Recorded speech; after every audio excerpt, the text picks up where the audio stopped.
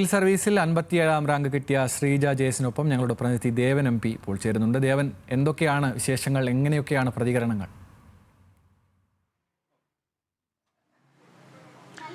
അനന്തേ, civil service പരീക്ഷാഫലം വന്നപ്പോൾ മലയാളികൾക്ക് അഭിമാനിക്കാവുന്ന ഒട്ടേറെ നേട്ടങ്ങളുണ്ട്. പ്രത്യേകിച്ചും ആദ്യ 100 റാങ്കുകളിൽ തന്നെ വളരെയധികം മലയാളികൾ ഇടം പിടിച്ചിട്ടുണ്ട്. അതിൽ 57ാം റാങ്കുകാരി തിരുവനന്തപുരം സ്വദേശിയാണെന്നുള്ളതാണ് അതിൽ ഏറ്റവും സന്തോഷകരമായിട്ടുള്ള കാര്യം. ശ്രീജ ജേസിനാണ് ഇത്തരത്തിൽ 57ാം റാങ്ക് ലഭിച്ചിരിക്കുന്നത്. ശ്രീജ, ആദ്യം തന്നെ അഭിനന്ദനങ്ങൾ. വലിയ അഭിമാനമാണ്, പ്രത്യേകിച്ച് തിരുവനന്തപുരത്തുകാർക്കും മലയാളികൾക്കും എല്ലാം തന്നെ. എങ്കിൽ പ്രതീക്ഷിച്ചിരുന്നു ഈ ഒരു നേട്ടം? ഞാൻ ഒട്ടും പ്രതീക്ഷിച്ചിരുന്നില്ല. എൻ്റെ പാരൻസും മെൻറ്റേഴ്സും ഒക്കെ പറയുമായിരുന്നു എന്തായാലും റാങ്ക് കിട്ടുമെന്ന്. പക്ഷേ 57 കിട്ടുമെന്ന് ഞാൻ ഒട്ടും പ്രതീക്ഷിച്ചിരുന്നില്ല. ഞാൻ രാവിലെ മുതൽ ഇച്ചിരി ടെൻഷനിലൊക്കെ ആയിരുന്നു. അപ്പം ഇങ്ങനെ റെഡി ആയിട്ടിരിക്കുമായിരുന്നു, എന്ത് വന്നാലും ഞാൻ ഫേസ് ചെയ്യുമെന്ന്.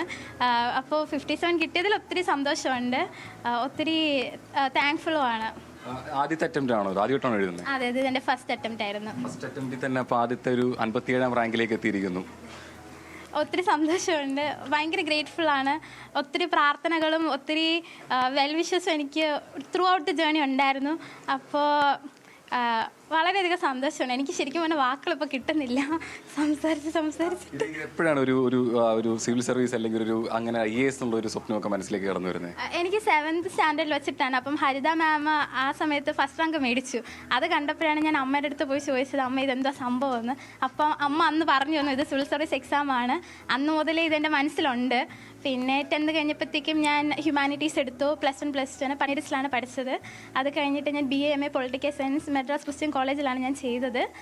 അത് കഴിഞ്ഞിട്ട് മെയ് 2024 ഞാൻ തിരിച്ചു വന്നു. ഉടനെ ഞാൻ ഫോർച്യൂണിൽ ജോയിൻ ചെയ്തു.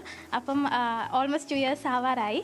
അപ്പം അങ്ങനെ ഈ സിവിൽ സർവീസ് ആയി കിട്ടുന്ന ആൾക്കാർക്ക് നമ്മളെപ്പോഴും പുറത്തുനിന്ന് ചിന്തിക്കുന്നത് എങ്ങനെയാണ് ഇവരുടെ ഈ പഠിത്തത്തിന്റെ രീതി, എങ്ങനെയാണ്, എത്ര മണിക്കൂറാണ് ഇവർ ഒരു ദിവസം പഠിക്കുന്നത്, ഈ പരിശീലനമൊക്കെ എങ്ങനെയാണ്?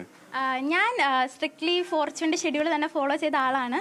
അപ്പം ഡെയിലി നമുക്ക് PTS prelims test series, mains test സീരീസും ഉണ്ട്.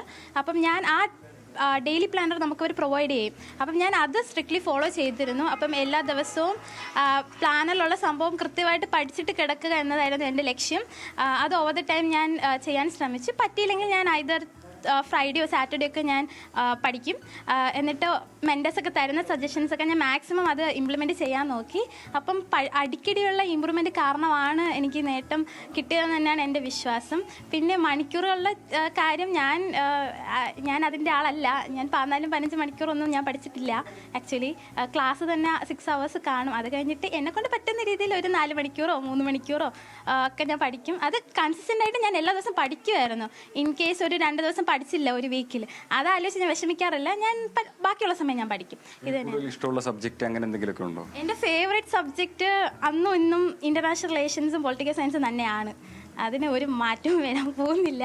അതുകൊണ്ട് തന്നെയാണ് ഞാൻ എൻ്റെ first preference Indian foreign service വെച്ചിരിക്കുന്നത്. ഏത് സർവീസിലേക്കാണ് ആഗ്രഹം? IAS ആണോ അതല്ല IFS ആണോ? അങ്ങനെ എൻ്റെ ആഗ്രഹം ഇന്ത്യൻ ഫോറിൻ സർവീസ് തന്നെയാണ്. ഞാൻ അത് തന്നെയാണ് ഫസ്റ്റ് പ്രിഫറൻസും വെച്ചിട്ടുള്ളത്. അപ്പോൾ നമുക്ക് അച്ഛനെയും കൂടെ ഒന്ന് പരിചയപ്പെടേണ്ടി വരും. കാരണം എല്ലാ സപ്പോർട്ടും കൊടുത്ത് കൂടെ ഉണ്ടായിരുന്ന അച്ഛൻ തന്നെയാണ്. അച്ഛൻ എന്ത് പറയുന്നു? നമുക്ക് 57ാം റാങ്കാണ് ലഭിച്ചിരിക്കുന്നത്. അവളെ അധ്വാനം കൊണ്ട് ജയിച്ച് പഠിച്ച് കഷ്ടപ്പെട്ട് പഠിച്ച് കിട്ടി.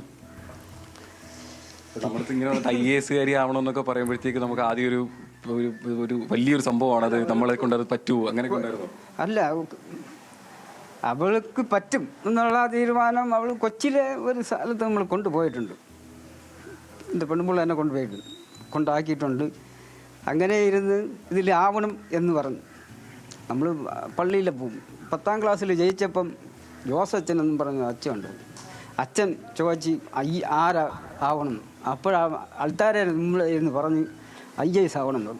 പിന്നെ ആ മോഹം കൊണ്ട് അങ്ങോട്ട് തുടങ്ങി.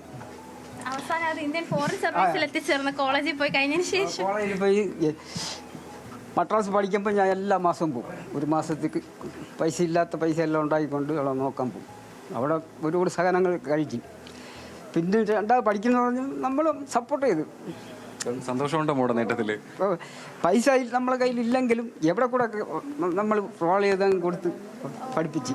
അപ്പം അമ്മയുടെ അടുത്തൂടെ 2 വാക്ക് കേൾക്കേണ്ടി വരും. അമ്മയാണ് എല്ലാ സപ്പോർട്ടും ചെയ്ത് കൂടെ നിൽക്കുക. പല സമയത്താണ് പഠിത്തവും ഈ പറയുന്ന കണക്ക് രാവിലെ എഴുന്നേക്കണം, അങ്ങനെ ആഹാരം കൃത്യമായിട്ടുണ്ട് അല്ലേ? ഞാൻ 9ാം ക്ലാസ് വരെ കൂടെ ഇരുന്ന് പഠിപ്പിക്കുമായിരുന്നു. അതിനുശേഷം അവൾ സ്വന്തമായിട്ട് തന്നെ പഠിച്ചത് വരെ എത്തി. ട്യൂഷനൊന്നും പോകാതെ വീട്ടിൽ തന്നെയാണ് പഠിച്ചത് വരെ എത്തി. സന്തോഷമുണ്ട് മോടെ നേട്ടത്തിൽ. എൻ്റെ അമ്മ എപ്പോഴും ഇങ്ങനെയാണ്. അമ്മ ഒരുപാട് റിയാക്ട് ഒന്നും ചെയ്യത്തില്ല. ഞാനിപ്പം +2 എനിക്ക് ഫുൾ മാർക്കൊക്കെ ഉണ്ടായിരുന്നു. അപ്പം ഞാൻ അമ്മയുടെ അടുത്ത് വന്ന് പറയുമ്പോഴും അമ്മ പറയും എനിക്കറിയാമായിരുന്നു മോളെ നിനക്ക് കിട്ടുന്ന, എനിക്കാണ് പെട്ടെന്നൊരു ഇതൊക്കെ വരുന്നത്. പക്ഷെ എൻ്റെ അമ്മ ഭയങ്കര കാമാണ്. അപ്പം അമ്മ എപ്പോഴും ഇങ്ങനെ റിയാക്ട് ചെയ്തു. അത് തന്നെയാണ് എനിക്കൊരു സ്റ്റെബിലിറ്റി തരുന്നതും. അങ്ങനെ അമ്മയും അച്ഛനുമാണ് ഫുൾ എല്ലാത്തിനും കൂടെ നിന്നത്. എഴുത്ത് പരീക്ഷയ്ക്ക് അപ്പുറത്തേക്ക് അഭിമുഖമൊക്കെ ഉണ്ടല്ലോ, അതൊക്കെ എങ്ങനെ ഉണ്ടായിരുന്നു? ഇന്റർവ്യൂ എക്സാം ഒക്കെ എങ്ങനെ ഉണ്ടായിരുന്നു? എൻ്റെ ഇൻ്റർവ്യൂ ഭയങ്കര നല്ലതായിരുന്നു. എനിക്ക് ഒരു ഓൾമോസ്റ്റ് ½ an hour ഒരു ഇൻ്റർവ്യൂ നടന്നു എന്നാണ് എൻ്റെ വിശ്വാസം. അപ്പം ഭയങ്കര കോഡിലായിട്ടൊരു ബോർഡായിരുന്നു. അവർ ചിപ്സിനൊക്കെ കുറിച്ച് ചോദിച്ചായിരുന്നു. എനിക്ക് നന്നായിട്ട് ആൻസർ ചെയ്യാൻ പറ്റിയെന്ന് തന്നെയാണ് എൻ്റെ വിശ്വാസം. എന്തെങ്കിലും റോൾ മോഡൽ ലൈഫ് ഉണ്ടായിട്ടുണ്ടോ? ആരെങ്കിലും കണ്ടിട്ടായിരുന്നു ഒരു IAS ഒരു മോഹം മനസ്സിലേക്ക് ആദ്യം വന്നത്? ഹരിത മാമിന് ഫസ്റ്റ് റാങ്ക് കിട്ടിയപ്പം അന്നാണ് ആദ്യമായിട്ട് ഈ സ്വപ്നം എൻ്റെ മനസ്സിൽ വരുന്നത്. പിന്നെ ഒത്തിരി സിവിൽ സർവൻസിനെ കുറിച്ചൊക്കെ നമ്മൾ കേൾക്കാറുണ്ട്, പിന്നെ അവരെക്കുറിച്ച് അറിയാറുണ്ട്. റോൾ മോഡൽ എന്ന് അങ്ങനെ പ്രത്യേകമായിട്ട് എനിക്ക് പറയാൻ പറ്റുമെന്ന് തോന്നുന്നില്ല. ഉണ്ടെങ്കിൽ തന്നെ അത് ഇവർ രണ്ടുപേരും മാത്രമാണ് സത്യം പറഞ്ഞത്. ബാക്കിയുള്ളവരെല്ലാം നല്ല മോഡൽസ് തന്നെയാണ്. പക്ഷേ അച്ഛൻ്റെയും അമ്മയുടെയും വാശിയും ആ ഒരു ഡെഡിക്കേഷനും ഒക്കെയാണ് എന്നെയും നയിച്ചുകൊണ്ടിരിക്കുന്നത്. ഏതായാലും ഒരു വട്ടം കൂടി അഭിനന്ദനങ്ങൾ. വലിയ അഭിമാനകരമായ നേട്ടം തന്നെയാണ് തീർച്ചയായും. ഏതായാലും തിരുവനന്തപുരത്തുകാർക്കും ഒപ്പം തന്നെ മലയാളികൾക്കെല്ലാം തന്നെ അഭിമാനിക്കാം.